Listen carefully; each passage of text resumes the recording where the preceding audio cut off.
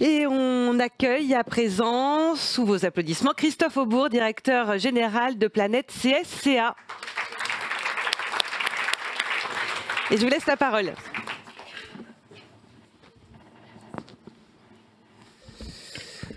Bien, bonsoir à toutes et à tous. Nous n'avons pas encore évoqué ce soir la QVCT, la qualité de vie et des conditions de travail. Donc je suis ravi de pouvoir évoquer devant vous cet enjeu majeur aujourd'hui dans nos organisations.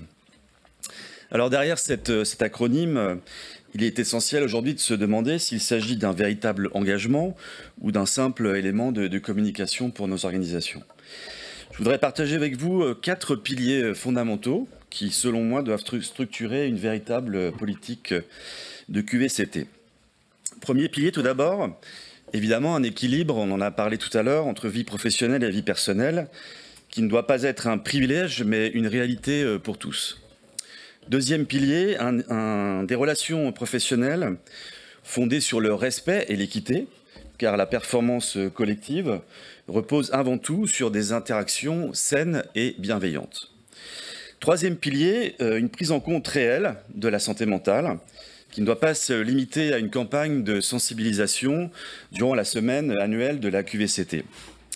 Et enfin, quatrième pilier, des valeurs vécues et incarnées, au-delà des slogans affichés dans la salle de pause. Alors au fil des années, cette sémantique du bien-être au travail a évolué vers des concepts managériaux, petit à petit vidés de leur substance. Au démarrage, nous parlions des pathologies mentales au travail. Ensuite est arrivé le terme de risques psychosociaux, les RPS. Et puis ensuite, le bien-être au travail est devenu un concept central avant, et aujourd'hui encore, que la QVCT s'impose comme le nouveau standard incontournable. Mais en y regardant de plus près, nous constatons que le bien-être au travail est quasiment devenu une norme à atteindre, presque une performance en soi, voire même une injonction, comme si l'on devait désormais performer dans son bien-être. Alors aujourd'hui, paradoxalement, plus l'organisation d'une entreprise se déshumanise et est désincarnée, plus elle invoque des valeurs comme la résilience, la bienveillance et l'engagement. Or, c'est précisément ce paradoxe qui conduit souvent les collaborateurs à ne pas comprendre ni à adhérer à des injonctions qui peuvent leur sembler contradictoires. La raison en est finalement assez simple. Le bien-être ne se décrète pas et ne peut se résumer à imposer une ambiance positive en ignorant les signes éventuels de souffrance. Et puis, une entreprise ne devrait pas être un lieu où l'on est contraint d'afficher du bonheur, mais plutôt un espace où chacun se sent en sécurité, écouté et respecté. Alors le risque aujourd'hui est que la communication sur cette QVCT devienne finalement un écran de fumée qui empêche de voir la réalité du terrain parfois bien différente. Une pression parfois croissante des objectifs générant potentiellement du stress et de l'anxiété, des tensions relationnelles et un manque de reconnaissance, l'isolement amplifié par le développement du télétravail ces dernières années et une difficulté à exprimer son mal-être dans un environnement où bien-être devient une injonction implicite. Pourtant, nous ne pouvons pas améliorer la qualité de vie au travail sans reconnaître et traiter ces différentes souffrances. Prenons par exemple l'exemple de la santé mentale. Grande cause nationale en 2025 et pilier central de la QVCT, mais souvent finalement sous-estimée. Elle est régulièrement mise en avant dans des actions de sensibilisation, mais rarement finalement intégrée de manière structurelle dans les stratégies des entreprises.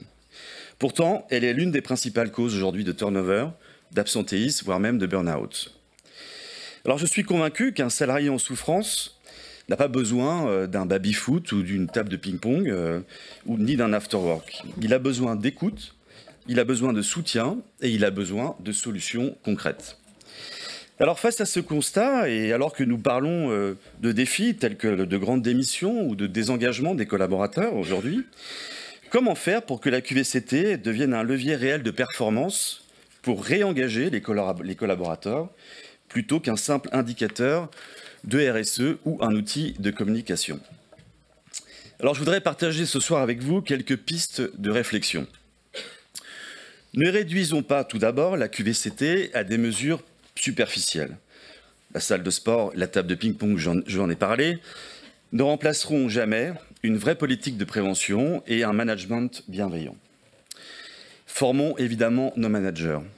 Ils ne sont pas psychologues, mais leur posture et leur écoute sont essentielles pour détecter et prévenir la souffrance au travail. Je vois Mickaël qui m'écoute, je pense que l'ESA pourrait effectivement monter une formation sur ce sujet. Encourageons une culture de la libre parole. Il faut reconnaître que les difficultés, écouter sans minimiser et surtout agir au lieu de masquer. Et enfin, acceptons que l'entreprise ne sera jamais un lieu de bonheur en soi, mais qu'elle peut être un espace de respect, d'équilibre et de bienveillance. Alors dans ce monde en permacrise dans lequel nous évoluons aujourd'hui et où les transformations s'accélèrent, cette bienveillance ne doit pas être un concept vide, mais un principe d'action à deux niveaux.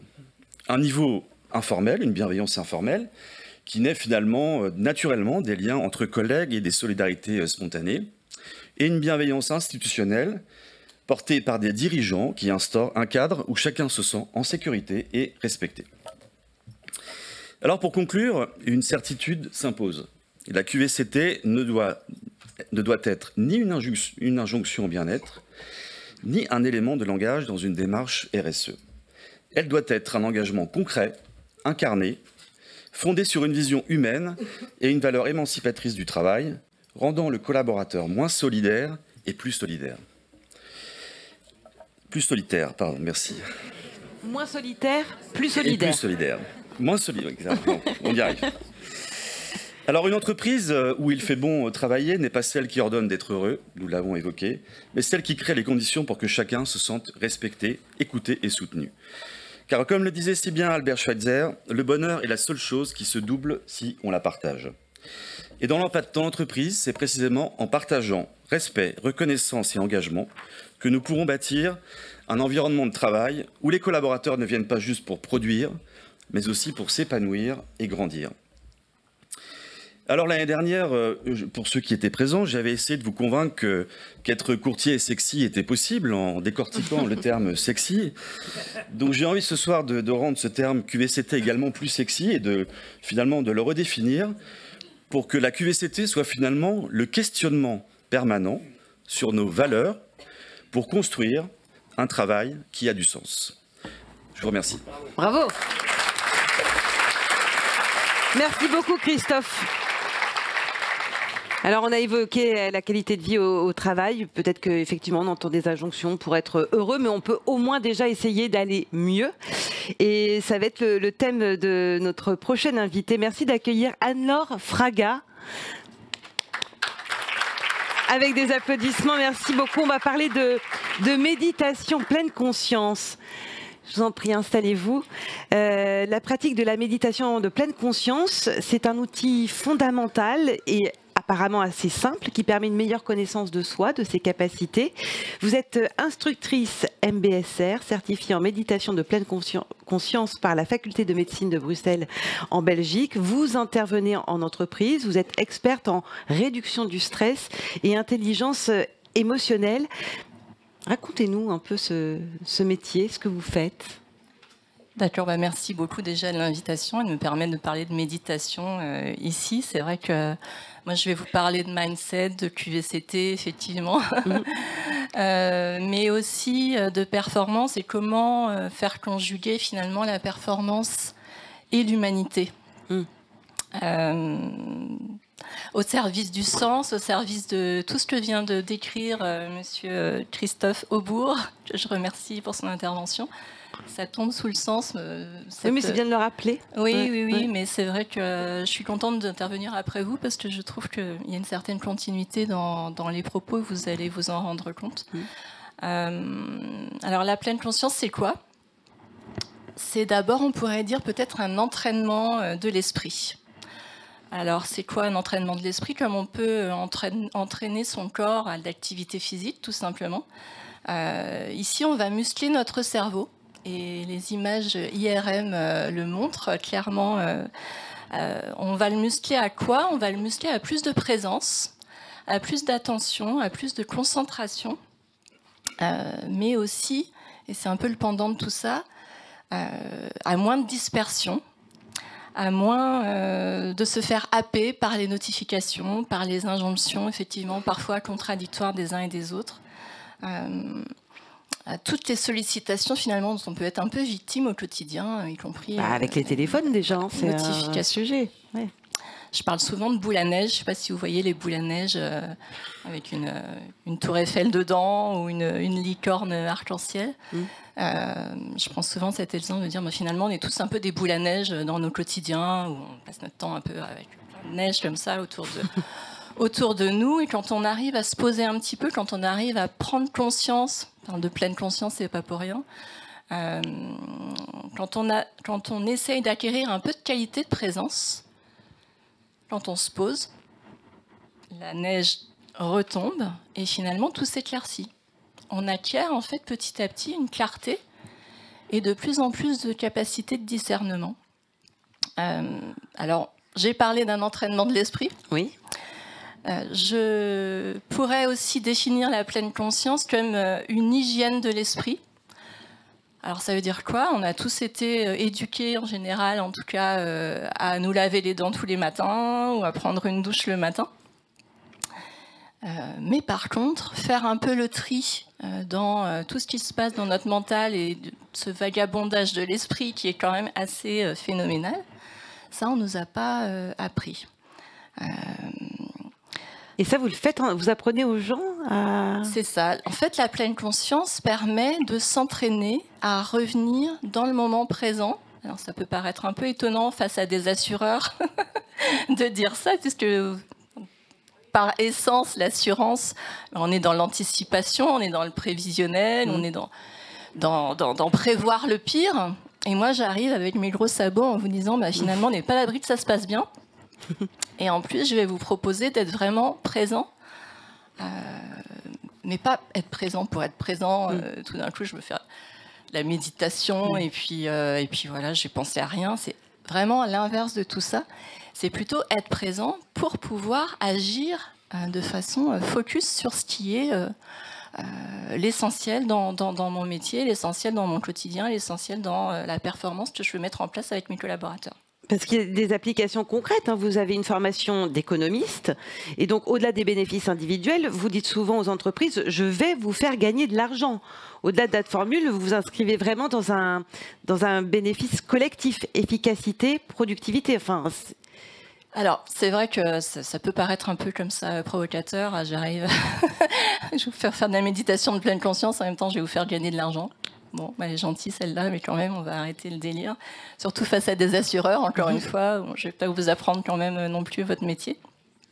Et c'est vrai que derrière le mot méditation, en plus, il y a un peu tout et parfois carrément n'importe quoi. Donc moi, j'aime bien dire, parfois quand je commence des interventions, que je fais de la prévention santé et que je ne fais pas de développement personnel. Pour moi, c'est très important. C'est peut-être un peu jouer sur les mots, mais pour moi, ça veut dire beaucoup pour ceux qui ont la ref. Quand on fait de la pleine conscience en entreprise, et je ne vous spoilie pas, ou c'était marqué sur mes fiches, je ne suis pas là pour remplacer le baby-foot. Je l'avais noté. Et pas là non plus pour intervenir pendant la semaine de la QVCT, parce que j'ai déjà vécu, c'est du vécu.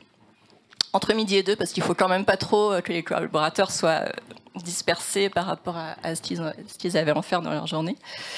Donc, les chiffres sont là. Et c'est vrai que... Alors justement, ça donne quoi, ces chiffres? Les chiffres sont là et monsieur Jean-Manuel Cupiec les avait, en tout cas pour la partie salarié aidant, les 2 précédentes années, transmis ici. On a, d'ici 2030, par exemple, 25% des salariés qui vont être des salariés aidants. On a, dans nos entreprises, mais de façon générale en France, 20% de la population qui est atteinte de douleurs chroniques. On a, y compris également dans la population française, 35% de personnes qui sont atteintes de maladies chroniques. Et pour autant, on sait qu'il y a beaucoup de choses qui sont évitables. Alors, pas concernant les salariés aidants, quoique si, par ricochet. Il y a 40% des cancers qui pourraient être évitables et 80% des maladies cardiovasculaires qui pourraient être évitables. En faisant quoi? En prenant soin de nous. Mais cette expression « prendre soin de soi » est tellement galvaudée que parfois j'ose à peine l'utiliser tellement c'est un peu comme le bien-être, c'est un peu comme le bonheur au travail. Mais tu pourrais quand même prendre soin de toi. Okay, on le sait très bien, tous autant qu'on est. Qu'est-ce qu'il faut faire au quotidien? On nous le rabâche suffisamment dans les médias. Alors, il faut manger 5 fruits et légumes par jour. Il faut bien dormir, faire du sport. Voilà, faire du sport, merci. Et la méditation là-dedans. Blablabla. Et pourquoi on ne le fait pas en fait? Parce qu'on n'est pas suffisamment présent. Exactement. Merci. Merci Isabelle. Et quelle pourrait être la deuxième réponse en général quand je pose la question? Et pourquoi on ne le fait pas? Exactement, on n'a pas le temps. Alors, tout à l'heure, je vous disais, je suis un petit peu provocatrice quand je vous dis que je vais vous faire gagner de l'argent. Je vais encore être provocatrice en vous disant, mais moi j'ai le temps en fait. C'est pas complètement vrai, je vous rassure, je ne suis pas une machine, mais en même temps, je vais prendre un seul exemple. Vous avez tous certainement, malheureusement, assisté à une minute de silence. Pourquoi c'est long, une minute de silence? Parce qu'on est là, en fait. On est présent. Et finalement, le temps, me semble-t-il, c'est quelque chose de très, très relatif. J'entends régulièrement, y compris dans mes proches, des gens qui me disent « j'ai pas vu passer la journée. J'ai pas vu passer la semaine, d'ailleurs. Mais on est déjà à Noël, quoi. » Et moi, je réponds « forcément, t'es jamais là. » En fait, nous passons notre temps, dès le départ, dès le moment où on se lève le matin, à être... Alors, dans l'anticipation, c'est très bien, je ne vais pas vous dire le contraire, et continuez à faire ce que vous faites allègrement. Sauf que nous sommes systématiquement dans l'étape suivante.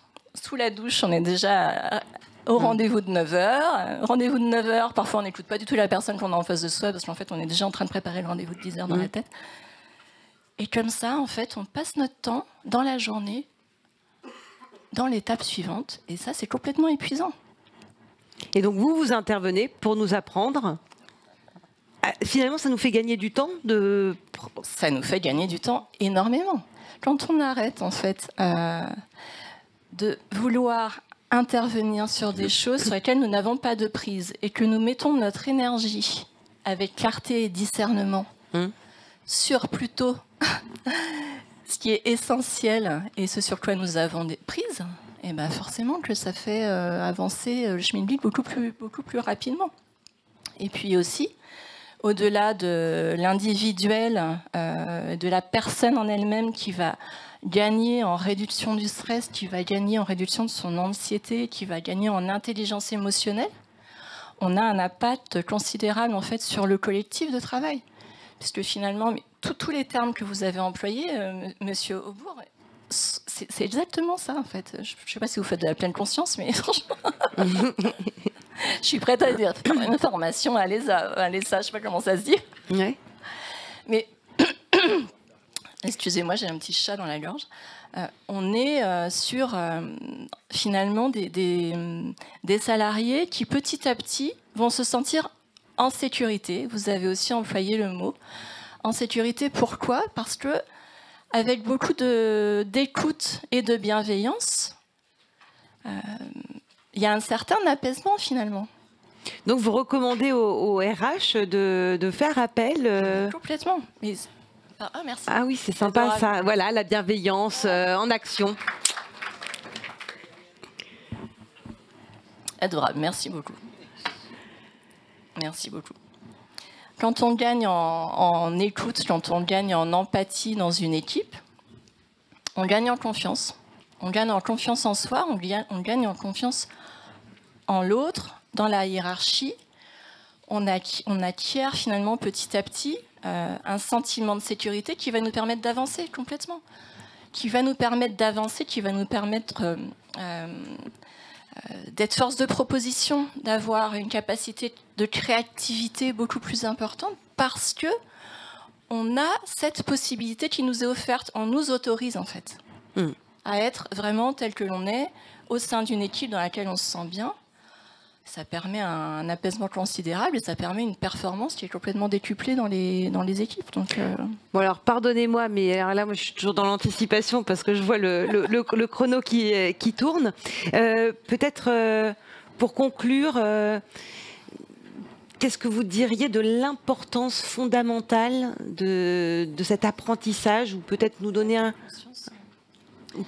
conseil, un tuyau pour s'y mettre? Embauchez-moi.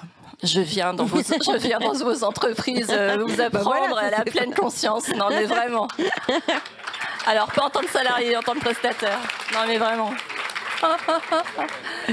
J'étais à un congrès sur les interventions non médicamenteuses, parce que ça s'appelle comme ça. En tout cas, la pleine conscience fait partie des interventions non médicamenteuses, voilà, en tant que en prévention santé, prévention santé mentale.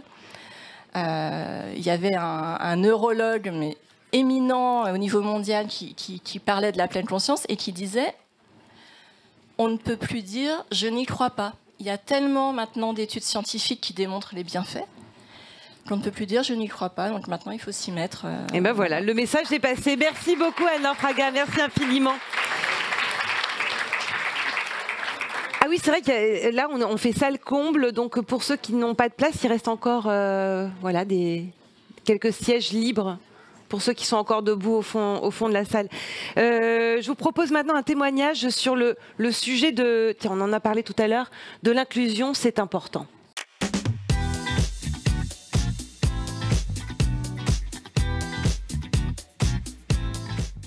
Bonjour Chloé Montel, vous êtes souscripteur, développeur art et clientèle privée chez Hiscox France. Nous allons parler avec vous d'inclusion ensemble et surtout de l'apport des collaborateurs comme ambassadeurs de l'inclusion. Alors est-ce que pour vous, il est essentiel que les collaborateurs deviennent des ambassadeurs de l'inclusion en entreprise et pourquoi ? Bonjour. Oui, en effet, je pense que c'est très important que les ambassadeurs portent les valeurs de l'inclusion au sein de leur entreprise. Mais peut-être vaut-il mieux commencer par définir ce qu'est l'inclusion en entreprise, parce que c'est une notion que l'on comprend, mais qui peut paraître quand même, qui peut rester encore un petit peu vague.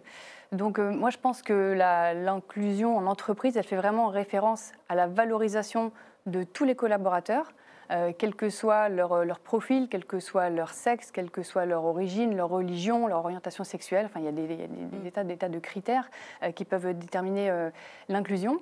Mais s'il est essentiel que les collaborateurs incarnent vraiment cette inclusion, pour moi, il faut que l'entreprise aussi mette en avant ces initiatives d'inclusion, les porte, incarne ces valeurs pour qu'elles soient partagées à tous les niveaux. Et je constate tous les jours que l'inclusion, en fait, elle va au-delà de la diversité des effectifs au sein de l'entreprise. Lors de réunions, on comprend bien que les personnes qui ont différents profils interagissent de manière plus spontanée, ça apporte un peu de fraîcheur, ça apporte de la nouveauté et ça encourage donc l'innovation. Donc pour moi, évidemment, c'est essentiel et les collaborateurs sont au cœur de ce système supporté par leur entreprise. Alors comment est-ce qu'un salarié concrètement peut contribuer à une culture plus inclusive au sein de son organisation ? Alors je pense que, encore une fois, il faut qu'il ait le soutien de cette entreprise pour pouvoir porter des initiatives et notamment des initiatives qui contribueraient à une meilleure culture d'inclusion. Il y a beaucoup de choses que le collaborateur peut faire. Par exemple, pour parler de Hiscox, dans l'entreprise dans laquelle j'évolue, on est plus de 3000 salariés dans le monde et on a tous une voix pour porter des projets qui nous tiennent à cœur et qui peuvent favoriser l'inclusion. Donc, par exemple, un premier exemple, ça peut être l'organisation d'événements dédiés en mettant en avant une certaine forme de networking, de communauté d'employés. Donc, il y a des groupes pour les femmes leaders, des groupes pour les LGBT+, des groupes pour les jeunes parents, enfin des tas de sujets, y compris sur la santé mentale. Donc, tous les salariés peuvent être encouragés à porter ce genre d'initiative. Deuxièmement, le salarié peut participer ou encourager la mise en place de mécénat au sein des collaborateurs. Donc ça, c'est aussi très intéressant puisqu'il y a des collaborateurs qui s'engagent pour aider d'autres collaborateurs dans le partage de compétences, dans le partage de connaissances. Et donc, ça peut évidemment favoriser l'inclusion et c'est un cercle vertueux qui se perpétue d'employé en employé. Et enfin, le soutien à des organisations non lucratives voilà, qui peuvent aussi... De leur choix. De leur choix, exactement, en étant encouragés par leurs supérieurs et les ressources humaines.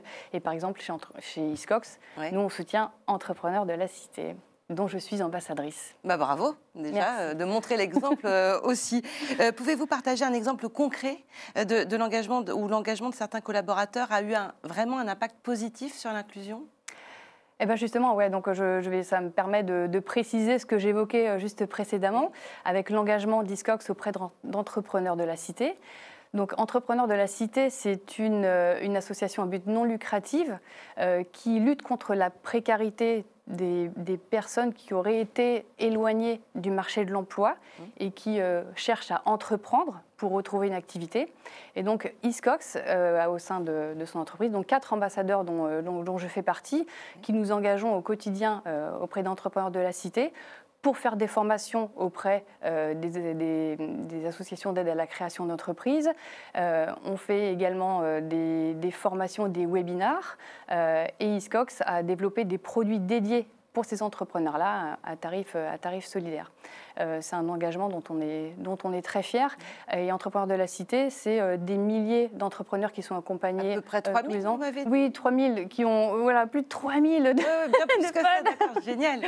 Oui, donc c'est beaucoup de formations, beaucoup de rencontres, et parce que les entrepreneurs qui sont bien protégés, qui sont bien assurés, ont plus de chances de voir leur activité pérenne dans le temps.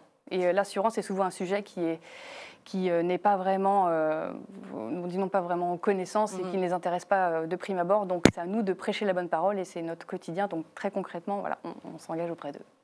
L'assurance inclusive, c'est donc un projet stratégique d'entreprise ? Oui, l'assurance inclusive, l'idée de l'assurance inclusive, c'est de laisser personne en dehors du cercle de la protection, y compris les personnes les plus vulnérables. Et pour Hiscox, donc, qui est un assureur des entreprises et des entrepreneurs en particulier, c'est essentiel d'accompagner tous les entrepreneurs, qu'ils soient vulnérables ou non, qu'ils aient du succès ou non, qu'ils puissent tous avoir leur chance, quel que soit leur profil, leur histoire, et leurs besoins et aussi leurs ressources, parce que l'assurance peut coûter cher et il faut Évidemment. Que même les plus vulnérables puissent accéder à ces services. Tout à fait. Chloé Montel, les entreprises doivent-elles encourager leurs collaborateurs à devenir de véritables ambassadeurs de l'inclusion et pourquoi ? Oui. C'est essentiel que les entreprises encouragent leurs collaborateurs à prendre part à ces sujets d'inclusion et en soient les ambassadeurs, parce que c'est bénéfique pour tout le monde, c'est bénéfique pour les employés, pour les entreprises et également pour les clients, puisqu'effectivement, l'inclusion, elle nourrit la diversité, donc elle incarne en fait la capacité d'une entreprise à accepter les différences, à se nourrir de ces différences, et donc à devenir plus agile, à s'adapter et à innover. Donc c'est un cercle vertueux qui est positif pour tout le monde. Bien sûr, elle suppose que les employés puissent porter leur voix, que leur voix soit entendue et que chacun trouve sa place. Et pour moi, c'est aussi un sujet de ressources humaines, puisque c'est la clé du bien-être en entreprise et c'est aussi, ça donne aussi un sens à notre vie professionnelle et je crois que c'est un sujet qui touche de plus en plus de monde, de trouver du sens à son quotidien. Donc soyons tous beaucoup plus inclusifs, s'il vous plaît.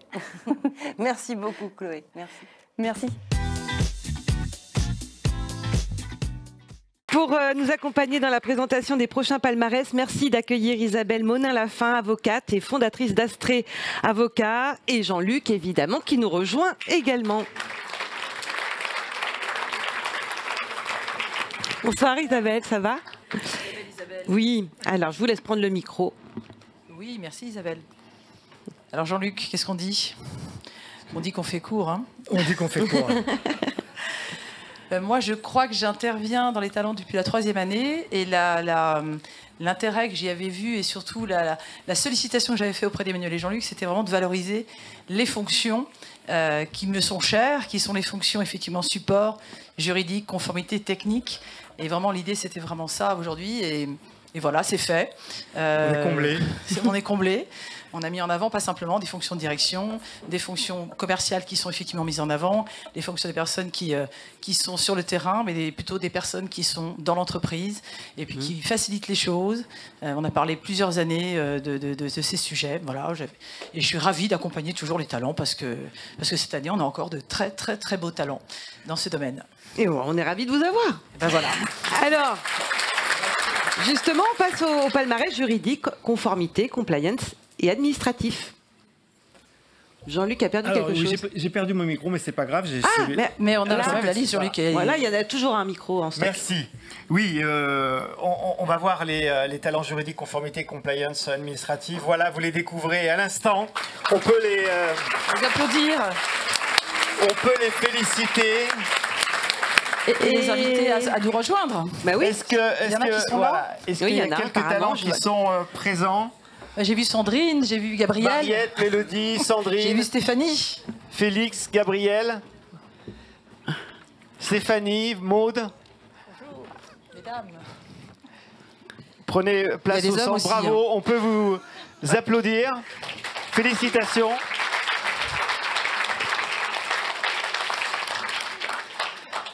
Ah là là, l'assurance, c'est un métier qui est quand même pas mal réglementé. Je fais une petite boutade là que. Oui, alors commence pas, Jean-Luc. Je vais pas commencer, mais chaque année on a un gros lot de réglementation et de nouveautés. On doit s'adapter en permanence. Vous devez vous adapter et adapter le secteur en permanence. Certains d'ailleurs demandent une petite pause.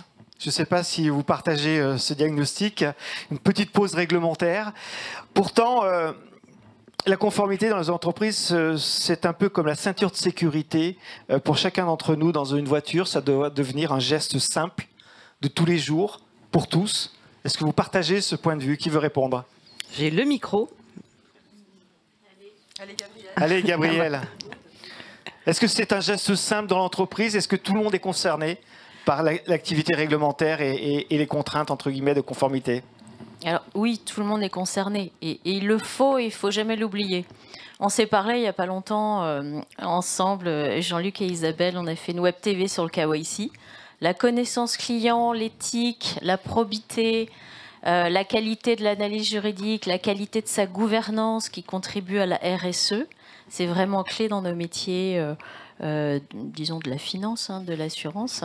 Et je pense qu'on en est tous convaincus. Il faut l'accepter, le mettre en œuvre et continuer en ce sens pour le bien de tous et de la clientèle et du business. Et tout le monde partage ce point de vue dans l'entreprise? Oui. Qui veut répondre? Maud peut-être, qui acquiesce?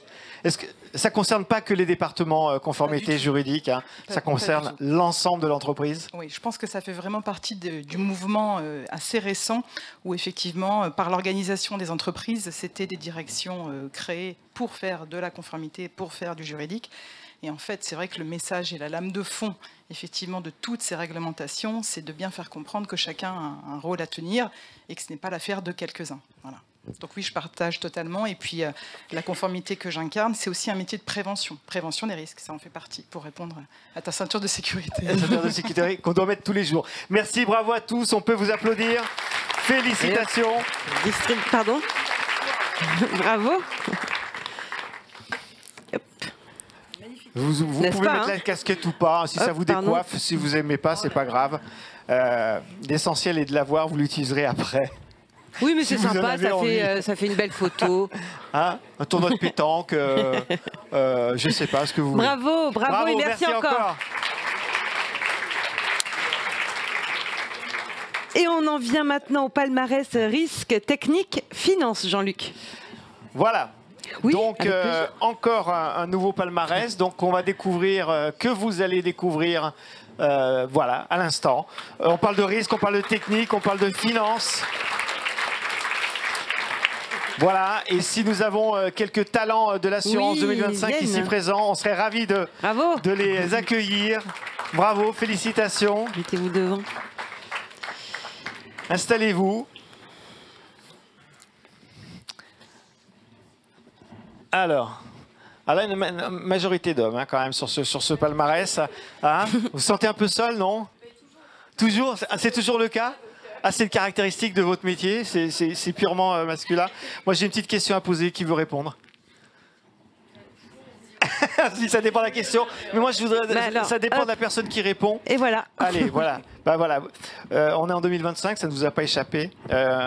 Dans vos métiers, risques, techniques, finances, si vous deviez citer une évolution notable, récente, quelle serait-elle? Alors, en termes d'évolution notable, je pense que... Après, j'ai une vision un peu biaisée, parce que là, dans risque technique, donc on est, je pense, tous à peu près actuaires, on a tous cette... à peu près cette formation technique, mathématique. Après, j'ai fait le choix, moi, d'aller dans le courtage grossiste. Répondez à la question. Mais du coup, voilà, dans le courtage grossiste, je repositionne dans le courtage grossiste. Mais on a, je pense, une liberté qui est peut-être un petit peu plus grande et d'un point de vue plus commercial. Et je pense qu'on attend moins des actuaires de la mathématique pure, et on nous demande une vision peut-être un petit peu plus, plus élargie, business et voilà, et élargie, et ça, je pense que ça fait du bien aussi au métier par rapport à comment on nous l'a appris à l'école.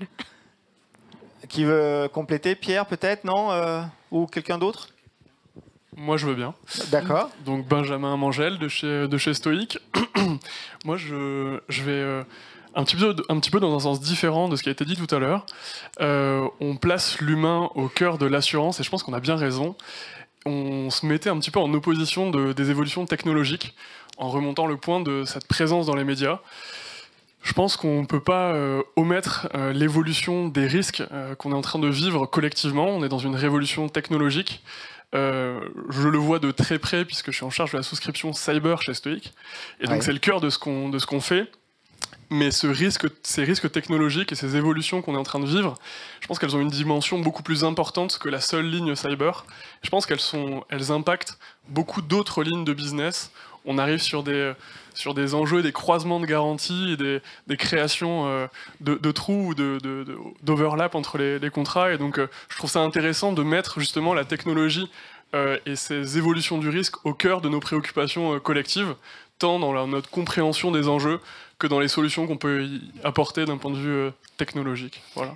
Eh ben, vous faites une superbe transition, Benjamin, avec l'intervention qui va venir. Merci, félicitations à vous. Vous faites passer... Souriez, vous êtes filmé. Voilà. Vous pourrez utiliser l'IA pour enlever la casquette sur la vidéo si vous le voulez. Félicitations, bravo. Merci beaucoup, merci Isabelle, merci beaucoup. Et c'est vrai, transition de trouver, on va parler des risques cyber qui ne touchent pas seulement les grandes entreprises, on s'en rend compte tous les jours, mais aussi des plus petites structures qui sont souvent moins protégées, moins préparées. Et pourtant, vous le savez, une cyberattaque peut avoir des conséquences dramatiques, interruption d'activité, perte financière, atteinte à la réputation. Et vous m'avez devancé, merci d'accueillir Thomas Renaud, directeur général de Stoic. Il a bien fait le job, hein, Benjamin, là. Oui, la transition est toute trouvée, donc ça me facilite grandement le travail. C'était préparé? Je ne savais pas comment on allait faire la pirouette de la pleine conscience au cyber, mais là au moins, la transition est trouvée. Il a un talent fou, il n'est pas dans le palmarès pour rien. Les risques cyber, on le sait, ne concernent plus uniquement les grandes entreprises, hein, ça touche toutes les entreprises, les particuliers, souvent moins protégés, moins préparés. Pour une cyberattaque, on connaît les conséquences, ça peut être terrible, interruption d'activité, perte financière. Atteinte à la réputation. Alors face à ces menaces croissantes, qu'est-ce que vous mettez en termes de combinaison d'expertise au sein de Stoic pour offrir la protection optimale pour les entreprises? Alors, je suis doublement heureux de pouvoir en parler ce soir. La première raison, c'est parce que ce risque-là, il y a 10 ans, on n'en aurait probablement jamais parlé dans un cénacle d'assureurs. Il était naissant, embryonnaire, alors qu'aujourd'hui, je pense que c'est dans la préoccupation de tous les dirigeants du secteur et dans la tête de vos clients quand vous adressez le marché de l'entreprise. On a cherché chez Stoic de réunir le meilleur des deux univers, celui de l'assurance et celui de la cybersécurité, qui étaient deux univers qui avaient peu l'habitude de se parler. Alors qu'un dirigeant d'entreprise qui s'intéresse ou qui commence à s'intéresser à ce risque a envie d'avoir non pas des démarches en silo, mais avoir un peu de cohérence entre la protection de son risque financier, réputationnel ou de responsabilité, et la compréhension de à quel point il est exposé au risque informatique. Donc on aura peut-être l'occasion d'y revenir, mais c'est vraiment notre ADN de réunir ces deux cultures dans nos équipes, mais aussi dans notre démarche d'accompagnement aux côtés des clients. Donc en fait, vous avez une équipe tech qui a en fait trois origines, si je puis dire, 3 expertises. D'un côté, les experts en assurance, d'un autre côté, les spécialistes en cybersécurité, et puis des profils tech. Comment cette combinaison, en fait, elle renforce l'attractivité de votre approche, de votre impact positif sur les risques cyber? Oui, elle est juste indispensable, cette combinaison, puisqu'on a un enjeu en cyber qui est à la fois de pouvoir accompagner sur des dimensions très techniques nos clients, donc d'avoir la ressource en interne, et c'est le choix qu'on a fait depuis le début sur ce marché, d'avoir une expertise chez nous, plutôt que d'aller la chercher chez des grands spécialistes de l'IT ou de la sécurité. Et on a besoin d'une équipe produit de qualité, puisqu'on adresse un marché qui s'équipe massivement. Donc on a une logique d'application client ou d'application courtier, puisque c'est notre canal de distribution numéro 1, on se connaît bien avec Planète CSCA. Donc on a ce double enjeu de traiter la masse, mais d'être aussi en capacité de pouvoir accompagner techniquement nos clients sur des sujets assez pointus. C'est un bon équilibre du coup entre la techno et l'humain. On a tendance à vouloir automatiser les flux, essayer d'utiliser de l'intelligence artificielle sur le traitement des logiques de masse pour libérer du temps sur des enjeux, cette fois-ci, de discussion avec des comités de direction d'entreprise ou avec des partenaires informatiques de nos clients. Donc une triple expertise au sein de Stoic pour 2 objectifs, si j'ai bien compris. D'un côté, la prévention des risques cyber et bien sûr ensuite la gestion des risques, c'est ça ? Oui, si certains d'entre vous ont de la mémoire, il y a quelques années, le PDG d'une grande compagnie européenne disait et affirmait que le risque cyber allait devenir inassurable. Ça avait été un petit tremblement de terre dans le secteur. On entend encore ce mot en ce moment d'inassurabilité. C'est une affirmation assez péremptoire. Et on avait rebondi sur cette affirmation en disant que l'assurance cyber sans prévention était définitivement inassurable. Nous, notre ADN, à l'échelle aujourd'hui de un peu plus de 5000 ETI et PME couvertes sur les différents pays sur lesquels on intervient, c'est qu'on n'a pas un seul assuré qui n'est pas préventé, avec bien entendu des outils qu'on met à disposition de nos assurés. Alors, plutôt que de le prendre sous l'angle de l'obligation, c'est une prestation qu'on apporte en inclusion dans nos offres de couverture financière. On a cette logique d'outillage, d'accompagnement humain, d'accompagnement technique aux côtés de nos assurés. Donc avec des offres sur mesure pour les courtiers qui distribuent votre dispositif? Alors c'est une vraie question, la question du sur mesure, puisque avant d'avoir à convaincre des clients finaux, il faut convaincre les assureurs de proximité, courtiers, agents généraux, de penser à ce risque cyber. Et j'entendais parler tout à l'heure de pédagogie dans notre secteur qui est celui de l'assurance, parce qu'on a beaucoup de jargon, on a beaucoup d'habitudes linguistiques. Il y en a beaucoup également dans l'univers de la cybersécurité. Donc notre enjeu numéro 1, c'est déjà de vulgariser auprès de nos courtiers, agents généraux, partenaires, pour qu'ensuite la bonne parole, et il y a un vrai travail de sensibilisation, d'évangélisation à faire, puisse aller jusqu'au client final. Donc on a cet effort à faire tous ensemble avec le secteur de l'assurance. Aujourd'hui, ensemble, on parle beaucoup des marques, on parle beaucoup aussi des collaborateurs. Vos collaborateurs, est-ce qu'ils ont un rôle dans l'éducation, vos collaborateurs, et l'accompagnement face à ces défis que vous exposiez du numérique? Oui, ils ont un rôle clé, puisque, vous avez compris, on a une triple expertise, technique, développement et puis assurance. On cherche à ce que nos collaborateurs techniques, nos ingénieurs, notamment de gestion de crise, soient en capacité d'avoir une dimension aussi de pédagogie et d'accompagnement client. Donc on a une vraie conviction sur ce risque-là, c'est que ce n'est pas l'acquisition de savoir ou la supériorité technique qui convainc nos courtiers ou nos clients finaux, c'est la capacité à redescendre au niveau des enjeux clients et de pouvoir parler le même langage. Le même langage, ouais, dont vous distribuez uniquement par le courtage, c'est ça votre modèle? Exactement, oui. On a un modèle qui est 100% intermédiaire parce qu'on a compris que l'accompagnateur du dirigeant sur les nouveaux risques, et on parle d'un risque qui est, comme je vous le disais, très émergent, c'est à nouveau le courtier, l'agent général qui le suit sur le temps long. Merci Tonnerre Romano, merci, on peut vous applaudir. Merci. Merci beaucoup. Avant de recevoir notre prochain invité, un influenceur, je vous laisse découvrir 3 témoignages où il est question de talents sur l'assurance affinitaire, des orientations du leader en solutions de gestion épargne retraite. Et pour commencer, on retrouve un témoignage de Marc Laffin et Nathan Elalouf.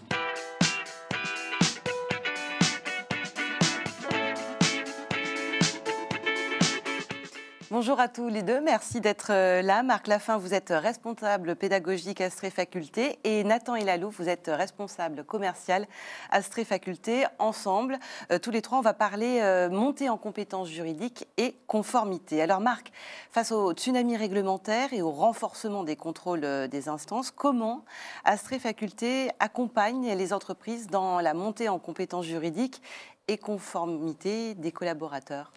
En effet, aujourd'hui, le secteur de l'assurance est extrêmement poussé par la réglementation, qu'on soit intermédiaire, assureur, il y a beaucoup de règles de droit. LCBFT, DDA, RGPD, CSRD, RIS, hein, peut-être que ces acronymes ne nous parlent pas trop. Hein. Ça fait beaucoup de choses, mais on s'en rend compte, en fait, la réglementation étouffe même carrément les secteurs de l'assurance, et c'est pour ça qu'on propose des formations juridiques.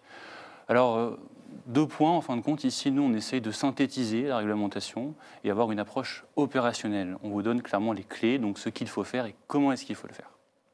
Est-ce qu'il faut insister sur l'importance de la formation juridique pour tous les métiers, y compris ceux qui ne sont pas directement assujettis à la réglementation? Et pourquoi est-ce que cette approche globale est essentielle aujourd'hui? Oui, on pourrait dire que sont seulement concernées les personnes qui sont soumises à l'obligation de formation continue. Mais la formation, c'est aussi une montée en compétences, la transmission d'un savoir-faire. Et en fin de compte, lorsque tout le monde est concerné, c'est beaucoup mieux. Aujourd'hui, le droit, c'est extrêmement important dans la société et dans l'assurance aussi. Chaque poste est concerné et a des conséquences juridiques. Lorsque je travaille dans l'informatique, je suis concerné par l'informatique, les données personnelles, le règlement DORA, etc. Pareil pour les personnes qui vendent des contrats d'assurance. Donc il est important ici de faire des formations globalisées. La conformité, c'est une approche transversale aussi, transverse de la société. Nathan, en 2024, Astrée Faculté a formé plus de 1000 dirigeants et collaborateurs. Dites-nous quels sont les grands axes de ces formations. Alors, on ressent un vrai besoin sur la formation sur mesure. En 2025, les entreprises du secteur de l'assurance ne se contentent plus de la formation générique. Elles veulent qu'on prenne en considération toutes leurs spécificités, leurs besoins, leurs produits. Et c'est une des forces d'Astrée Faculté, c'est qu'on va justement prendre en compte l'ensemble des besoins et des spécificités de l'ensemble de nos clients. Ensuite, il y a le gros focus cette année sur les thématiques LCBFT. On ressent que le secteur de l'assurance, d'un point de vue global, prend plus en considération aujourd'hui ces thématiques-là. Alors évidemment par obligation, mais aussi parce qu'il y a une prise en maturité des entreprises du secteur sur ces thématiques. Et étant donné qu'Astrée, le groupe Astrée, est fort de 30 ans d'expérience sur cette thématique précisément, ces entreprises se tournent naturellement vers nous pour former leurs équipes. Ensuite, pour finir, je parlerai évidemment du contrôle, de la préparation au contrôle des autorités. Oui. Un contrôle de la CPR, c'est clairement pas marrant, mais ça fait partie de la vie d'un acteur de l'assurance. Et étant donné que Astrée Avocat, une fois de plus, est un acteur majeur du contentieux et du conseil, eh bien, nos formateurs chez Astrée Faculté, qui sont les avocats du cabinet, sont impliqués dans de nombreux contrôles et connaissent de ce fait parfaitement le sujet. Et c'est ce retour d'expérience concret et utile qui fait la différence au sein de nos formations. Alors justement, ces contrôles ACPR ou des acquisitions, est-ce qu'ils nécessitent une formation accélérée des équipes? Est-ce que vous pouvez nous donner un exemple concret de l'impact de vos formations dans ces cas précis? Oui, complètement. Par exemple, un acteur, un client donc, qui est un courtier en assurance, qui va racheter un de ses confrères, qui lui-même distribue un produit qu'il ne maîtrise pas du tout. Il va falloir rapidement former les équipes. Nous, on intervient donc en amont de cette acquisition pour faire en sorte d'intégrer ces produits le plus rapidement possible et de manière la plus utile possible pour faire en sorte que l'acquisition et donc la fusion se passent de la meilleure manière possible. Un exemple concret, ça va être l'exemple d'un client qui donc récemment rachète une boîte spécialisée dans l'assistance, produit qui est totalement inconnu pour ses équipes. On a créé pour cela une formation sur mesure liée aux procédures de notre client et liée évidemment à la vente de ce produit-là, pour faire en sorte que les équipes anciennes et les équipes nouvelles fonctionnent totalement en synergie dans le cadre de la fusion. Dernier point, ça serait évidemment un contrôle ACPR. Alors là, on fonctionne un peu plus en mode urgence. Là, ce que le client vient chercher chez nous, c'est évidemment qu'on forme ces équipes de manière à ce qu'ils sachent exactement de quelle manière se comporter avant, pendant et après le contrôle. C'est d'ailleurs un des services qui est le plus demandé chez Astrée Faculté, tout simplement parce qu'un contrôle de la CPR qui est bien géré par ses équipes en interne, ça évite souvent beaucoup de complications. Alors, question pour les deux. Astrée Faculté travaille en synergie avec Astrée Avocat. Comment cette complémentarité permet-elle d'offrir une veille juridique pointue et des formations qui restent toujours adaptées à ces nouvelles réglementations? Oui, je dirais que c'est la continuité, en fin de compte, de notre métier de juriste et d'avocat. Lorsqu'on exerce dans le contentieux judiciaire de l'assurance, dans le conseil juridique, dans les contrôles ACPR, on apprend beaucoup de choses, on a beaucoup d'enseignements qu'avant on gardait pour nous et maintenant qu'on transmet à nos clients, typique sur le contrôle des autorités, on permet de vous donner les pratiques de place, vous préparer à un contrôle et ça c'est extrêmement important, comme on l'expliquait dans le cadre de cette interview. J'en profiterai pour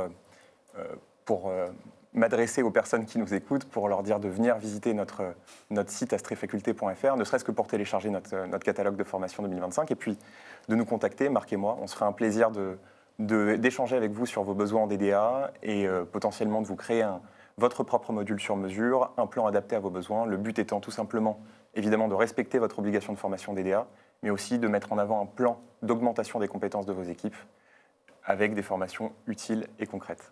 Le message est passé. Merci beaucoup à tous les deux. Merci à vous.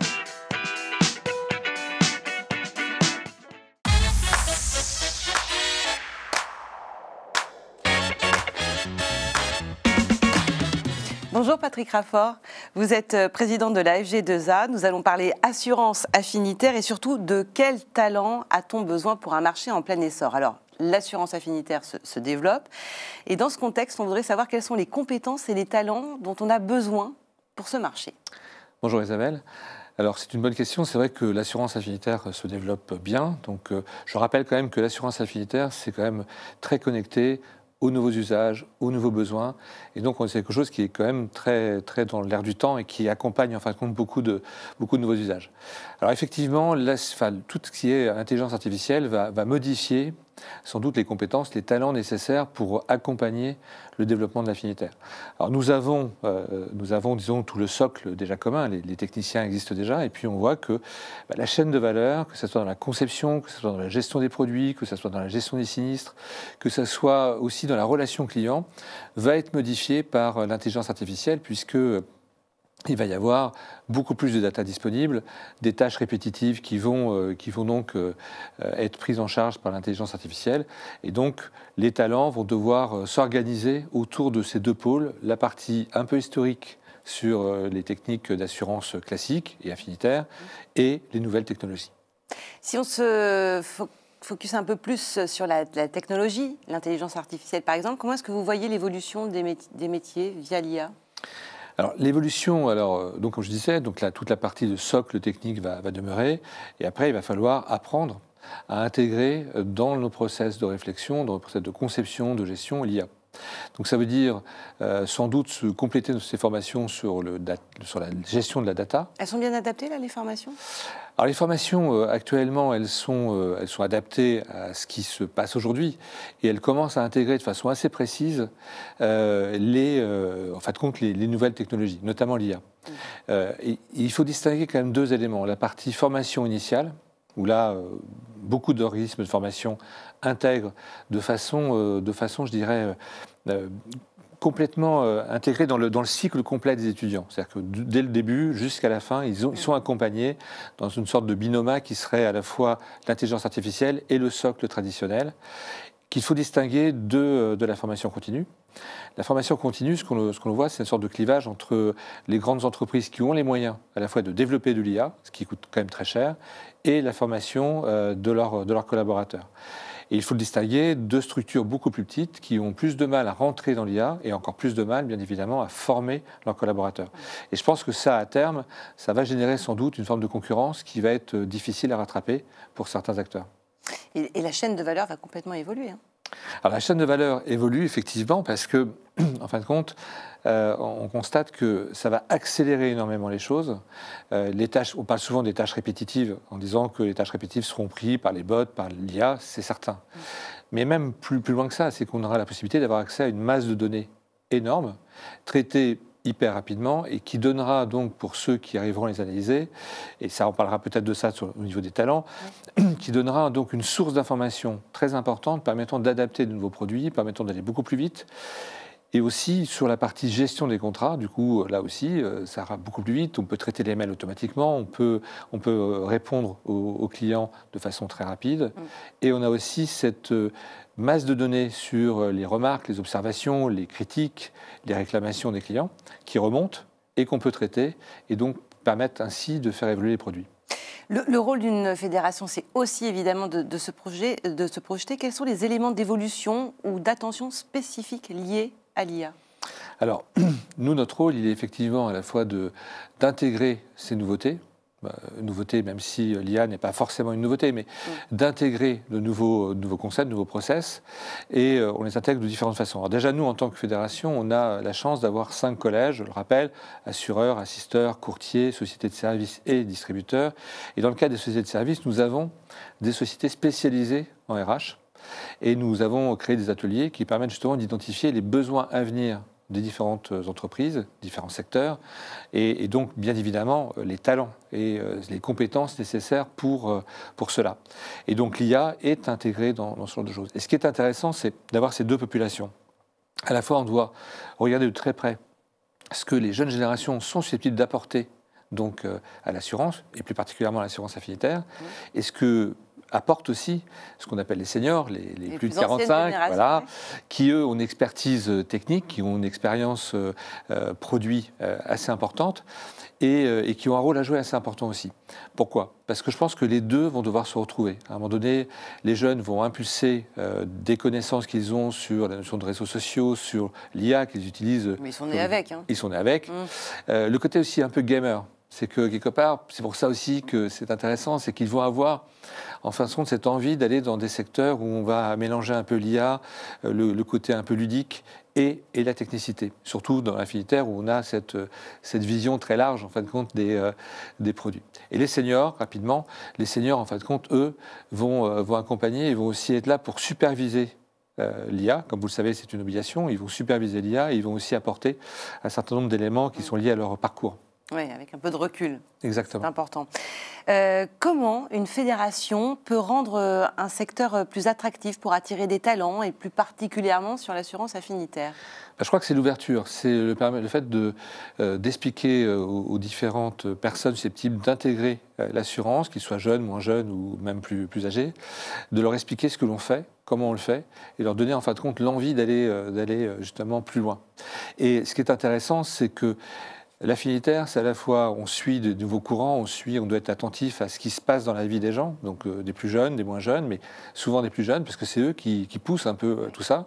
Et puis leur dire, voilà, vous avez la possibilité, quel que soit votre parcours, quelle que soit votre formation, eh bien, il y a de la sociologie, il y a du marketing, il y a de la communication, il y a de la technique, et donc il y a du juridique, et vous avez la possibilité de vous épanouir dans tous les prismes, dans tous les secteurs que l'assurance affinitaire vous offre, plus que dans d'autres secteurs de l'assurance d'ailleurs. Et voilà, de quoi les tenter fortement. J'espère. Merci beaucoup Patrick, merci.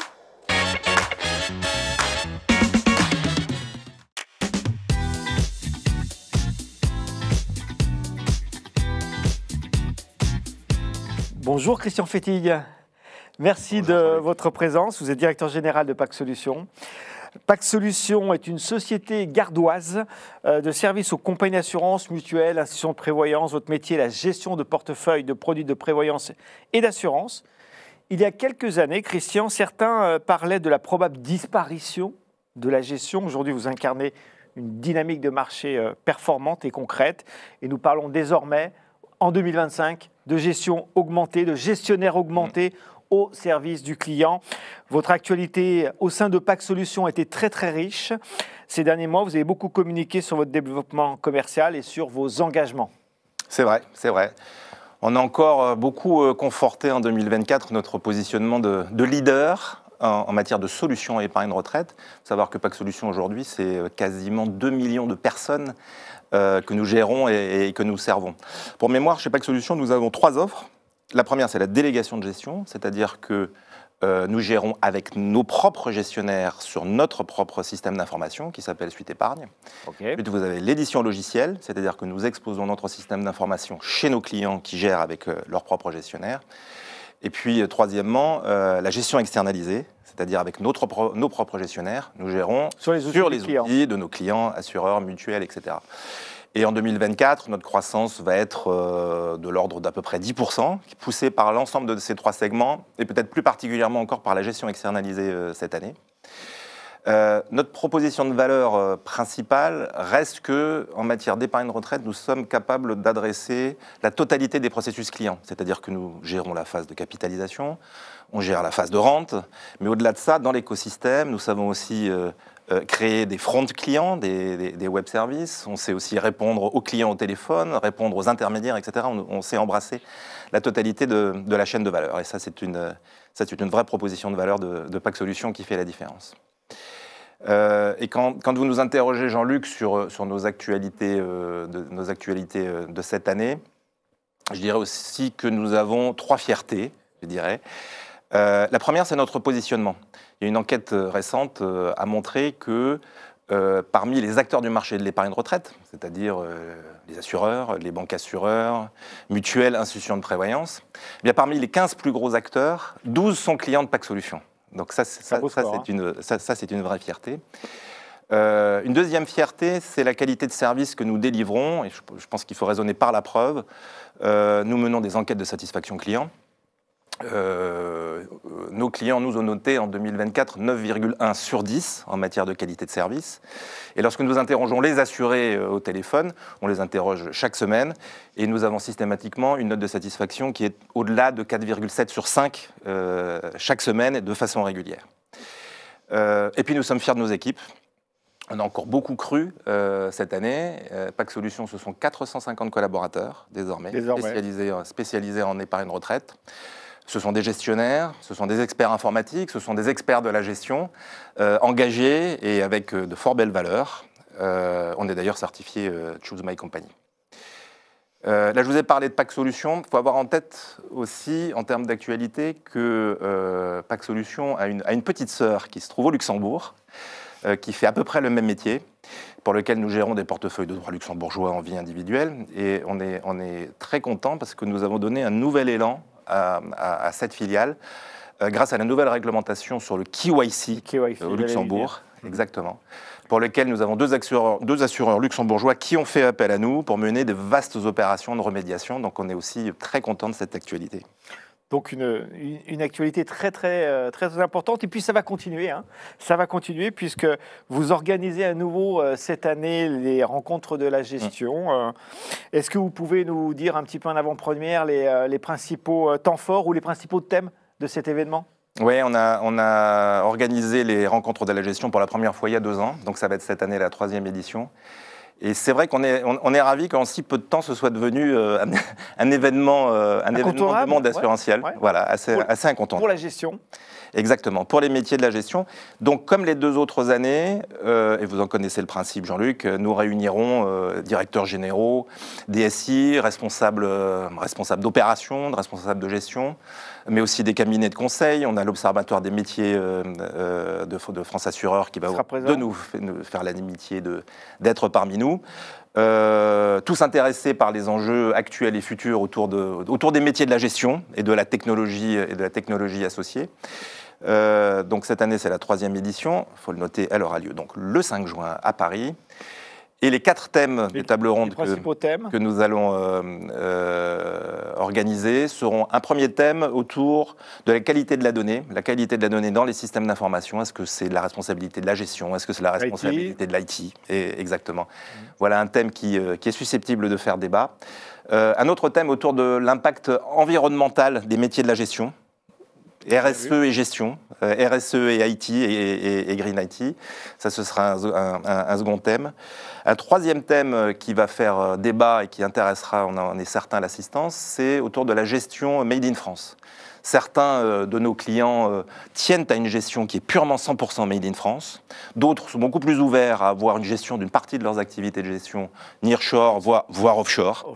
Donc il y a 2 positionnements et ce serait intéressant de partager les avis et les points de vue de chacun. Voilà. Et la 4e sera, vous le disiez tout au début Jean-Luc, autour du gestionnaire augmenté au cœur de la relation client. Alors justement, sur ce gestionnaire augmenté, Christian Fétig, vous pouvez certainement nous en dire un tout petit peu plus. Le métier de la gestion,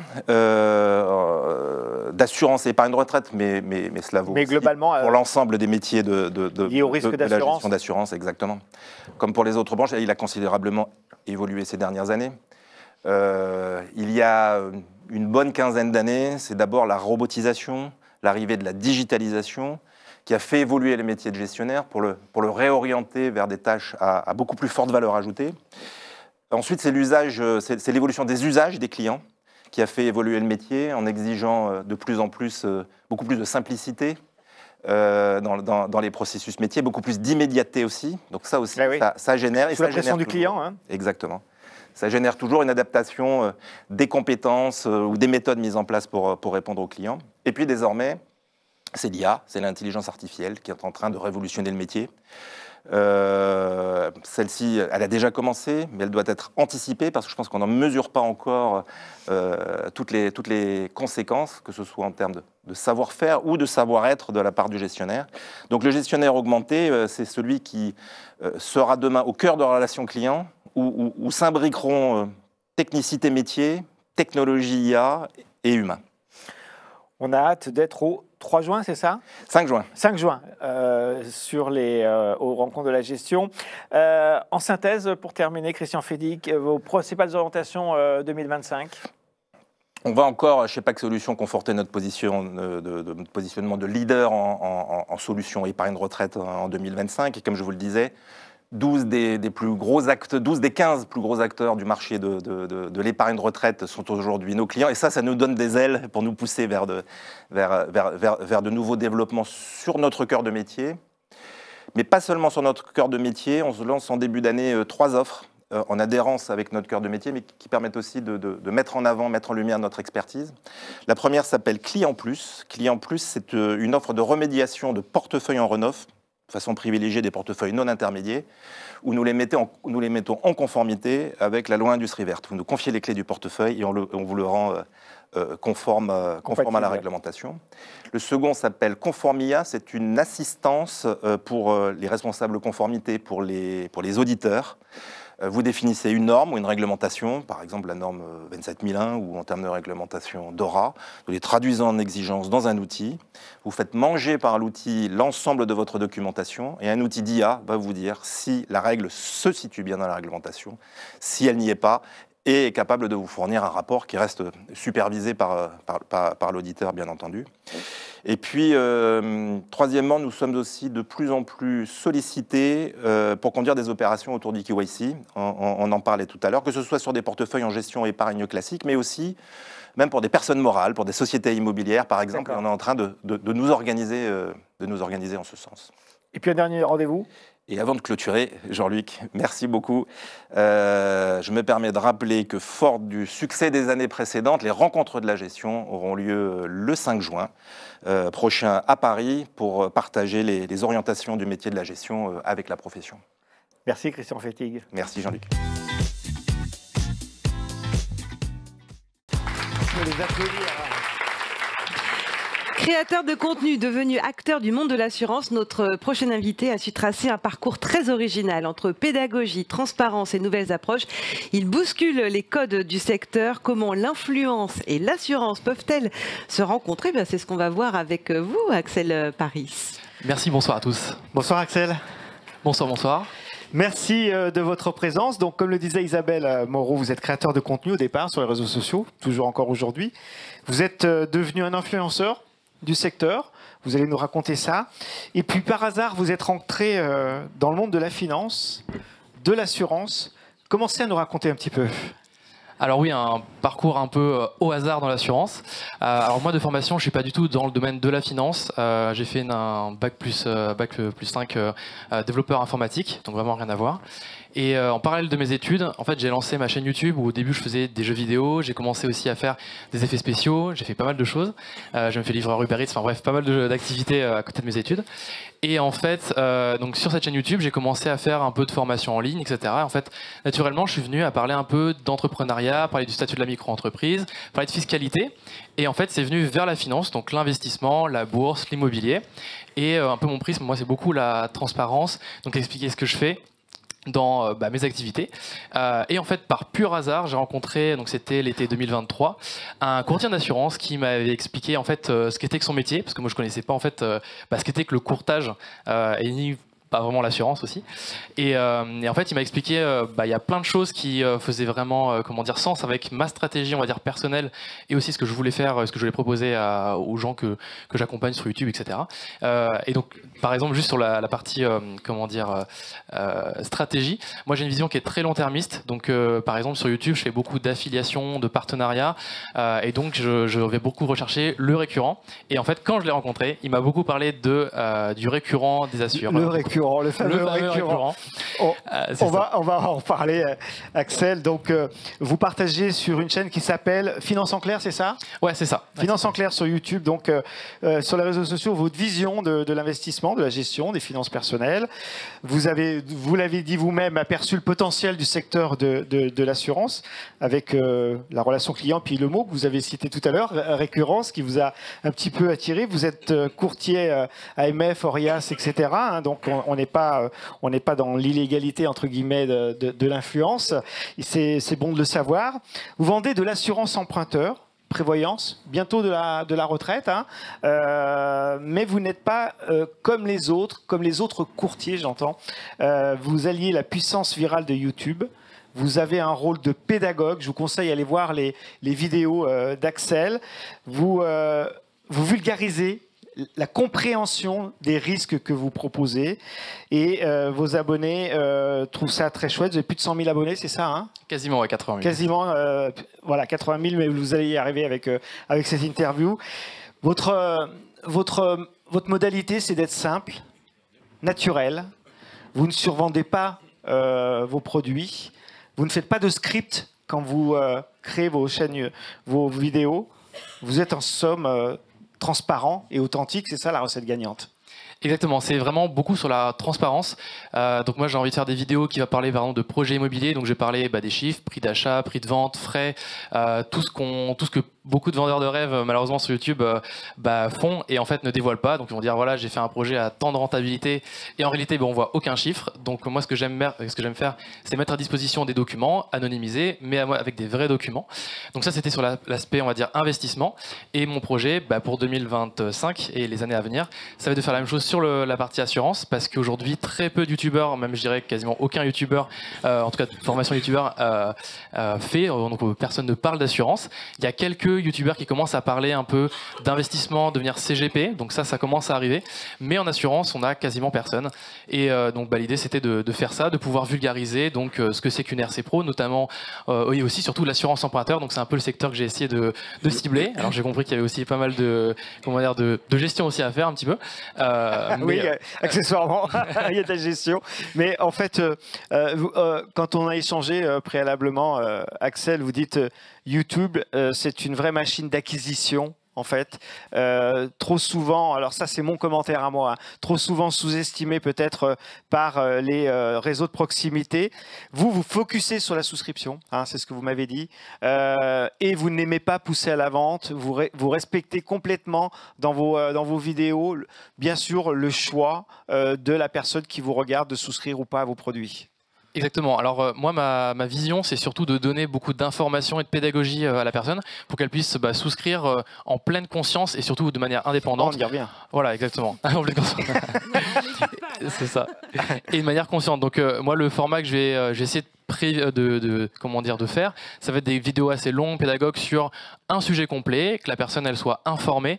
Et dans le contenu, je dis par exemple, je suis courtier, donc si vous avez des questions, n'hésitez pas à me contacter. Donc ça, c'est ce que je prévois de faire pour cette année, et c'est ce que je faisais du coup avec mes partenaires historiques. Donc je vais récupérer un peu le même format, c'est-à-dire que je prenais par exemple un courtier en bourse ou une banque en ligne, etc. Je faisais de la pédagogie autour d'un sujet, par exemple guide complet PEA. C'est quoi la fiscalité, comment ça fonctionne, comment investir. Et ensuite, dans la vidéo, je disais, il y a ce partenaire-là qui est sympa, qui fonctionne bien et de telle manière. Et du coup, je vais faire la même chose avec l'assurance. Donc ça, voilà, c'est un peu ma stratégie. Et donc oui, effectivement, j'essaie de pas scripter mes vidéos. Pour moi, c'est très important de ne pas scripter les vidéos parce qu'on voit tout de suite la différence entre une vidéo qui est scriptée et qui n'est pas scriptée. C'est beaucoup moins naturel, on s'attache beaucoup moins avec la personne. Je prends le cas typique, par exemple, des vidéos, je ne sais pas si vous regardez un peu les vidéos TikTok, etc. Il y a plein de boîtes qui essaient de se mettre à une stratégie TikTok et quand on regarde ce que font ces vidéos-là, on voit qu'elles plafonnent à 300, 400 vues. En fait, ça ne marche pas parce que les gens n'accrochent pas, ils n'adhèrent pas à un message qui ne fait pas humain. Et quand on regarde, par exemple, des gens, ils se filment dans leur voiture, ils vont faire des 200 000, 300 000 vues, ils vont dire ah je comprends pas mon assurance machin, ou alors vous savez vous pouvez renégocier votre assurance emprunteur hyper facilement nanana, et donc ça va beaucoup plus marcher parce que c'est beaucoup plus authentique. Et donc moi ma vision c'est de préparer des vidéos bien sûr, faut pas partir à l'arrache, mais en tout cas avec un discours qui va être beaucoup plus naturel. Et donc si j'ai envie de donner de l'énergie à un sujet, je vais le donner de l'énergie à ce moment-là. Donc voilà un peu ma vision. Et pour terminer, Axel, est-ce que votre parcours dans l'assurance donc est récent, est-ce que vous pouvez nous donner quelques petits conseils comme ça, spontanés, voilà. Ouais, ce que j'avais, ce que j'ai pu ressentir à la fois en tant que client mais aussi en tant que courtier, c'est que chez certains assureurs, on manque d'informations sur tout le parcours souscription en indépendance. Alors qu'est-ce que je veux dire par là? C'est que quand on veut faire souscrire par exemple à un client, on va être dans le parcours souscription et en fait on va se rendre compte que tiens par exemple moi je connais pas ce terme-là, ou j'aimerais bien en savoir un peu plus sur le produit. Et en fait dans le parcours souscription, on n'est pas forcément hyper accompagné en tant que courtier. Je trouve qu'en tant que client, on a aussi un peu ce problème quelquefois. Alors je parle pas pour tous les assureurs, mais pour certains assureurs. Ils sont pas là. Ils sont pas là. Et je trouve que par exemple certains assureurs qui sont très orientés tech le font très très bien.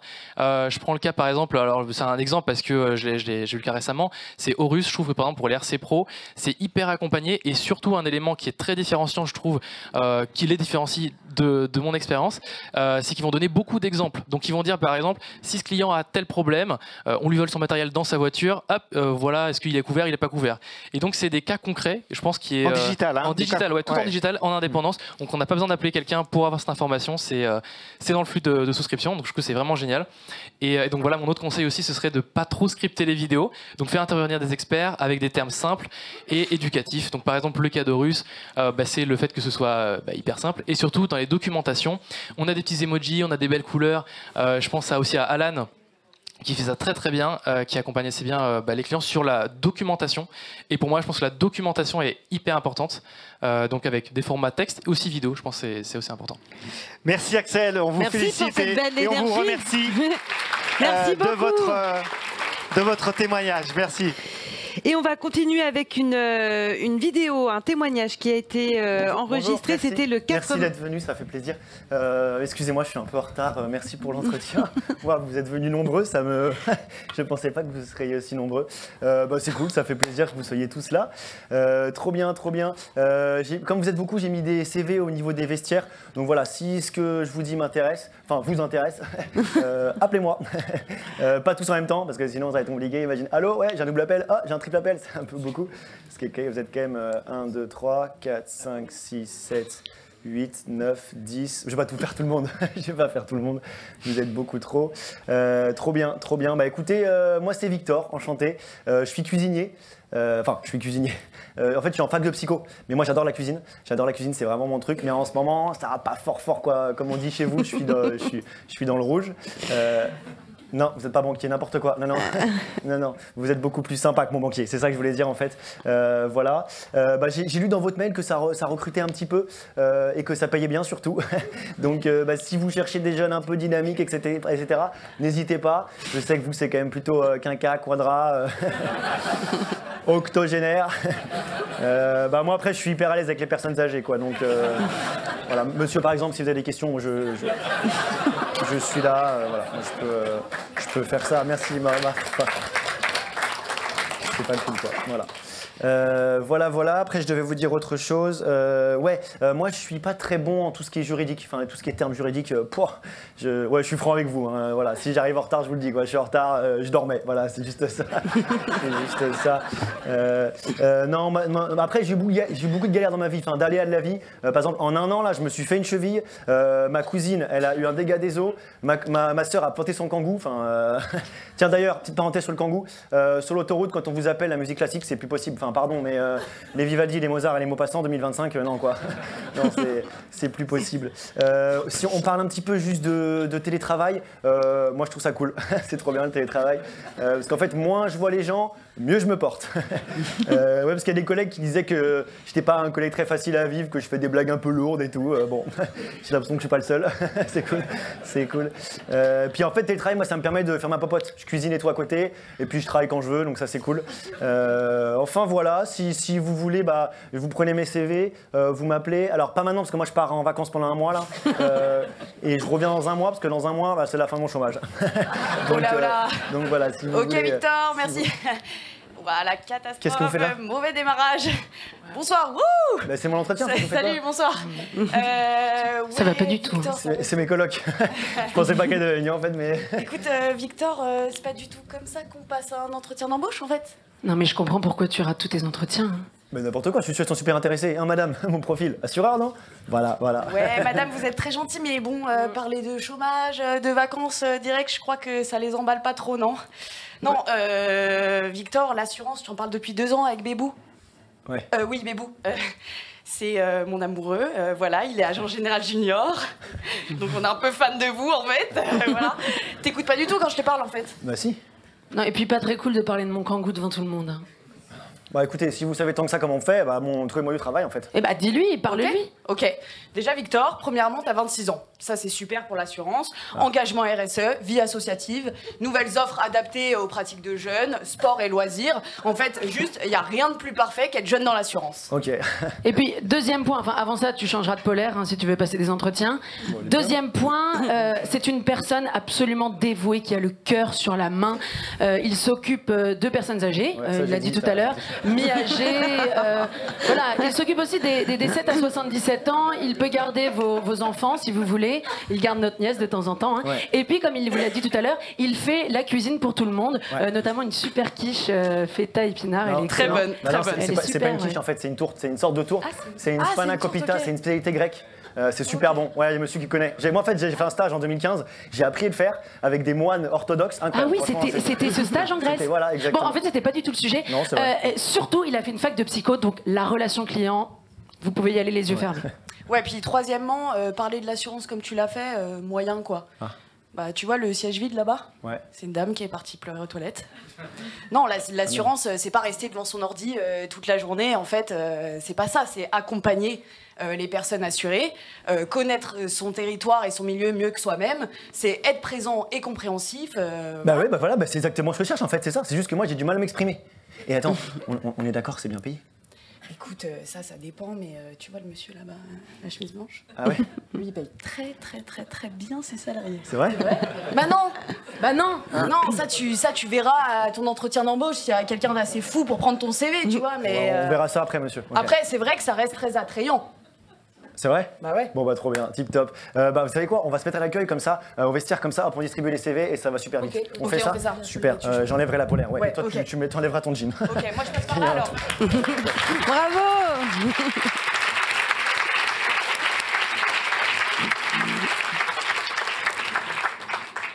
Ah, les taquins. Hein, Jean-Manuel, là, c'est... Hein je sens que vous allez les rejoindre dans la troupe de théâtre. Bon, alors, on va enfin pouvoir voir cette vidéo. C'est Christophe Boiton, directeur général de CFDP.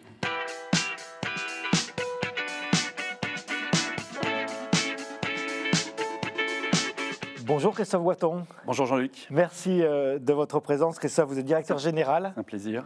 De CFDP Protection Juridique Indépendante. CFDP est une entreprise unique dans son approche de l'actionnariat salarié. Nous allons en parler ensemble. Pouvez-vous nous expliquer comment et pourquoi ce modèle a été mis en place il y a maintenant, je crois, près de 25 ans? Absolument. Et en quoi il reste central dans votre stratégie aujourd'hui? Je vais essayer. Effectivement, alors CFDP va célébrer cette année ses 80 ans, mais le modèle d'actionnariat salarié a été mis en place il y a 25 ans, effectivement, lorsque les dirigeants fondateurs de l'époque ont décidé, au moment du départ à la retraite, de céder, de transmettre leur entreprise, non pas à un autre groupe d'assurance, mais à leurs salariés. Et donc à ce moment-là, les salariés présents ont racheté 100% du capital.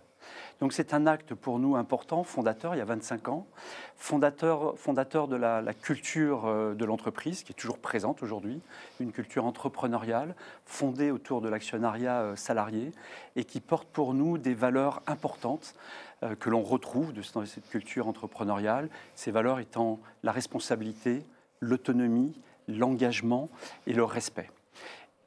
Et pour nous, c'est effectivement des points qui sont toujours extrêmement prégnants dans notre stratégie, parce que ça permet effectivement d'abord, comme beaucoup d'entreprises, de considérer que l'essence même de l'entreprise est issue de ses talents, de nos salariés, de nos collaborateurs. Son capital humain. De son capital humain, et ce capital humain est aussi actionnaire et possède en partie le capital de l'entreprise. De l'entreprise. Donc, vous l'avez signalé, Christophe Boiton, l'implication des salariés est au cœur de votre modèle depuis maintenant un quart de siècle. Quels sont les impacts concrets dans la vie de tous les jours que vous observez sur l'engagement des collaborateurs et sur la relation que cela peut avoir sur vos partenaires, vos clients? Plusieurs impacts extrêmement concrets. Le premier, c'est au niveau de l'engagement des collaborateurs en tant que salariés, mais aussi actionnaires de l'entreprise, actionnaires de son développement, actionnaires de ses réussites. Ça permet pour nous aussi de porter un thème qui est central dans notre stratégie, qui est celui du partage de la valeur, et de faire en sorte d'aligner l'ensemble des intérêts de nos parties prenantes. Donc partage de la valeur, bien sûr, vis-à-vis des assurés, des clients, partage de la valeur vis-à-vis de nos distributeurs, partenaires, intermédiaires, courtiers, compagnies qui travaillent avec nous, mais bien évidemment alignement des intérêts aussi entre actionnaires et salariés qui sont les mêmes. Et donc ce partage de la valeur permet de promettre et d'offrir à chaque salarié que sa contribution individuelle va participer à la réussite collective et qu'au bout, il y aura effectivement partage de la création de valeur ainsi générée. Alors derrière, ce n'est pas qu'une question d'argent et de partage de cette création de valeur, c'est aussi un signe de reconnaissance, de place dans l'entreprise pour permettre à tous les acteurs et tous les salariés de se sentir pleinement impliqués, maîtres aussi dans la définition du projet d'entreprise. Et Jean-Luc, vous me parliez aussi de l'impact que ça peut avoir concrètement au quotidien, vis-à-vis des partenaires.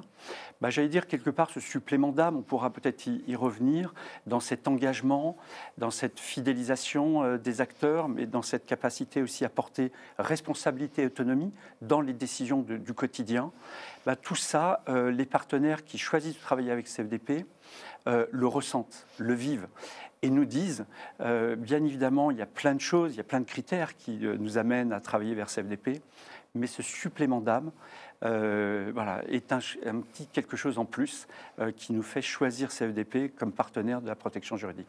J'aime bien ce terme, Christophe Boiton, de supplément d'âme, en fait, qui traduit bien au-delà d'une simple politique RH. En fait, c'est intrinsèquement, pas dans vos gènes, puisque ça ne fait que 25 ans, mais j'aime bien ce supplément d'âme qui peut se traduire aussi, vous l'avez évoqué au quotidien, mais aussi dans le management et dans la gouvernance de l'entreprise.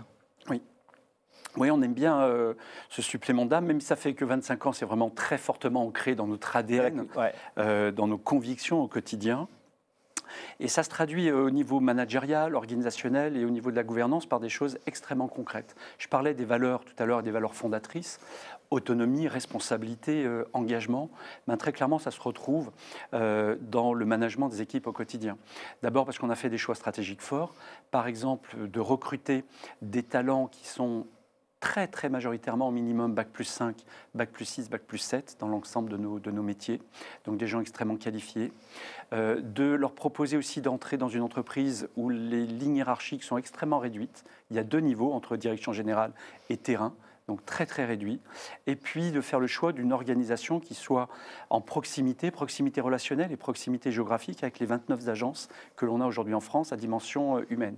Ce qui veut dire que les salariés et les talents qui nous rejoignent vivent au quotidien ces valeurs de la responsabilité et de l'autonomie. Oui, au quotidien, on leur confie, je dirais, les clés de l'entreprise et il y a un alignement, encore une fois, entre le salarié, le poste, les missions, la responsabilité qu'il conduit et son engagement au niveau en tant qu'actionnaire de l'entreprise. Et ça fait la différence dans l'entreprise et pour recruter ?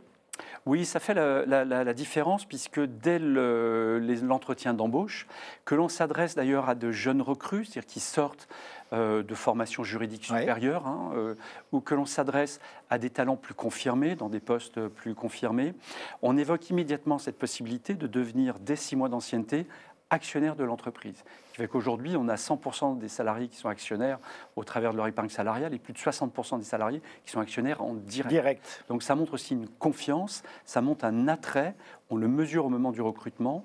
C'est un acte de fidélisation aussi qui est extrêmement fort et qui implique les salariés, encore une fois, dans leur quotidien, mais qui montre aussi vis-à-vis de l'extérieur, vis-à-vis de leurs partenaires, surtout les courtiers, encore une fois, des partenaires compagnies qui travaillent avec nous, la confiance qu'ils ont dans l'entreprise et la confiance qu'ils portent dans l'avenir, parce qu'eux-mêmes ont mis un peu d'argent ou beaucoup d'argent au capital de CFDP. Avec du coup peut-être un impact direct, c'est le turnover qui est peut-être un peu plus faible que celui qu'on peut observer dans le secteur. On mesure effectivement objectivement un turnover qui est plus faible parce que dans ce cercle vertueux que l'on essaye de construire autour de l'actionnariat salarié, ça permet aussi aux personnes qui nous rejoignent d'être d'abord pleinement alignés avec le sens qu'ils recherchent dans l'exercice de leur métier, dans la raison d'être de l'entreprise, encore une fois dans le partage de la valeur qu'ils ont contribué à créer. C'est des choses qui sont extrêmement importantes pour nous et ça leur permet aussi de se projeter dans le futur, pas simplement d'un point de vue patrimonial dans le cadre de leur investissement au capital, mais aussi pour faire carrière, pour évoluer et pour accéder petit à petit à des postes qui vont leur permettre, au-delà de leur engagement professionnel, de participer aussi à la gouvernance de l'entreprise. Vous me posiez la question tout à l'heure, Jean-Luc, aussi de l'importance que ça a sur la gouvernance. Ça oblige la gouvernance, avec les actionnaires classiques, d'avoir une transparence très claire, une association, une co-construction. Pas de double langage. Pas de double langage, une co-construction aux réflexions, aux décisions et aux orientations stratégiques de l'entreprise. Donc, ce qui fait qu'on permet d'aligner l'ensemble des intérêts. Et c'est aujourd'hui, on sent, c'est un écho extrêmement favorable, à la fois chez les plus jeunes comme chez des talents plus confirmés. Christophe Boiton, pour terminer cet échange, on a vu une des clés du succès de votre entreprise, de CFDP. Quels sont les leviers, en synthèse, qui permettent à CFDP d'attirer et de retenir tous ces talents ? Alors le principal levier, c'est celui de l'actionnariat salarié que l'on vient de décrire, mais au travers de ce levier, de ce moyen, l'actionnariat salarié permet de proposer à nos talents, à nos collaborateurs, d'incarner, de vivre au quotidien les valeurs fondatrices de l'entreprise autour de l'indépendance, autour de la culture entrepreneuriale que l'on propose, autour de la responsabilité, de l'autonomie, de l'engagement qu'on leur laisse au quotidien dans leur mission.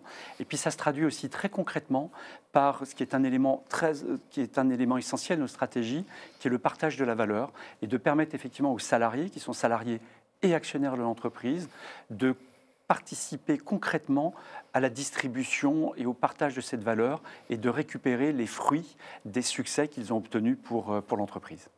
Merci Christophe Boiton. Merci Jean-Luc.